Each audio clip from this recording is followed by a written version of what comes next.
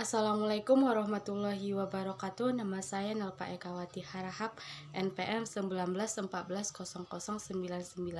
Di sini saya akan menjelaskan tentang dampak globalisasi negatif dan dampak globalisasi positif. Globalisasi negatif yang pertama, kenakalan remaja. Secara psikologis, kenakalan remaja merupakan wujud dari konflik-konflik yang tidak terselesaikan dengan baik pada masa kanak-kanak maupun remaja. Seringkali didapati bahwa ada trauma dalam masa lalunya, perlakuan kasar dan tidak menyenangkan dari lingkungannya maupun trauma terhadap kondisi lingkungannya. Globalisasi negatif yang kedua adalah perubahan gaya hidup. Yang pertama, makanan dan minuman. Sekarang ini kita dimanjakan dengan munculnya berbagai macam produk, baik itu makanan dan minuman dari mancanegara yang diimpor atau memang perusahaan asing yang berada di Indonesia. Yang kedua, pakaian. Pengaruh globalisasi berikutnya adalah cara berpakaian. Masyarakat yang sudah tidak menunjukkan cara asli orang Indonesia dalam mengenakan busana. Yang ketiga, dalam hal penampilan, hal ini juga tidak luput dari pengaruh globalisasi. Akibat terlalu sering melihat warna rambut orang asing, kini banyak sekali remaja yang tertarik untuk merubah warna asli rambutnya. Atasi dampak globalisasi perubahan gaya hidup. Yang pertama, masyarakat perlu berperan aktif dalam pelestarian budaya daerah masing-masing dan budaya bangsa pada umumnya. Yang kedua, untuk para usaha media massa perlu mengadakan seleksi terhadap berbagai berita, hiburan, dan informasi yang diberikan agar tidak menimbulkan pergeseran tradisi dan budaya. Yang ketiga, masyarakat harus berhati-hati dalam meniru atau menerima kebudayaan baru, sehingga pengaruh globalisasi negara kita tidak terlalu terpengaruh. Globalisasi negatif yang ketiga adalah tenaga manusia digantikan dengan robot. Peran manusia yang biasanya mengisi berbagai macam bagian dalam ruang lingkup pekerjaan yang kini rasanya sudah mulai ditinggalkan.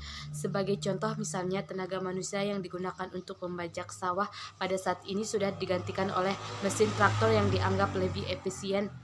Tenaga manusia di sektor perindustrian atau pabrik-pabrik yang biasa dikerjakan secara manual, tapi saat ini hampir seluruhnya sudah melalui mekanisme mesin, sehingga dampaknya banyak tenaga kerja manusia yang terbuang atau tidak dibutuhkan lagi.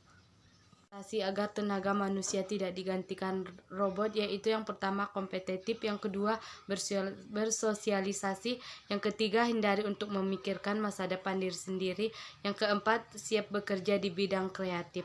Pekerjaan yang bisa dilakukan oleh robot seperti mengambil menaruh barang hingga berhadapan dengan langsung dengan konsumen, tapi perlu pengetahuan yang sangat tinggi untuk menjadikan robot bisa mengerjakan hal-hal kreatif. Kamu sebagai manusia bisa perluas keahlian di bidang ini, membuat karya seni, menulis aransemen musik, kerajinan tangan, menciptakan masakan enak dengan resep sendiri, dan mendekor rumah atau merangkai bunga bisa kamu lakukan. Yang terakhir, tingkatkan kemampuan menyelesaikan masalah. Dua dampak positif globalisasi. Yang pertama yaitu keragaman budaya. Budaya menjadi identitas yang berharga untuk bangsa Indonesia, sebab budaya mengandung ciri khas unik dan nilai-nilai penting dari berbagai wilayah. Tak hanya itu, keragaman budaya juga mampu memelihara kesatuan dan persatuan bangsa. Oleh karena itu, kita sebagai masyarakat harus terus menghargai dan melestarikan budaya bangsa. Cara melestarikan budaya bangsa yaitu dengan mempelajari budaya bangsa Indonesia, memperkenalkan budaya kita kepada orang lain, memperkenalkan budaya ke negara lain, dan tidak terpengaruh budaya asing. Sisi positif yang kedua adalah perdagangan bebas. Penerapan perdagangan bebas dinilai sangat menguntungkan bagi tiap-tiap negara yang saling bekerja sama. Hal ini dikarenakan dapat meningkatkan pertumbuhan ekonomi negara dan juga dapat meningkatkan kualitas produk bagi suatu negara. Melakukan perdagangan bebas. Perdagangan bebas ini bertujuan untuk memperluas jalur perdagangan di seluruh penjuru dunia. Selain itu juga dapat mensejahterakan masyarakat di suatu negara. Indonesia merupakan salah satu negara yang menerapkan perdagangan bebas. Kawasan yang menerapkan perdagangan bebas menjadikan barang-barang dari luar negeri mendapatkan kebebasan masuk dan tidak dikenakan tarif pajak impor maupun ekspor. dan menjadikan barang-barang tersebut mempunyai harga yang lebih ringan atau murah. Dengan berlakunya penerapan perdagangan bebas tersebut menjadikan Batam sebagai kota bisnis yang sangat menguntungkan bagi pengusaha-pengusaha tersebut. Sisi positif yang terakhir, perkembangan iptek. Cara mengembangkannya yaitu semakin majunya peradaban. 2. Semakin mudahnya manusia untuk melakukan pekerjaan.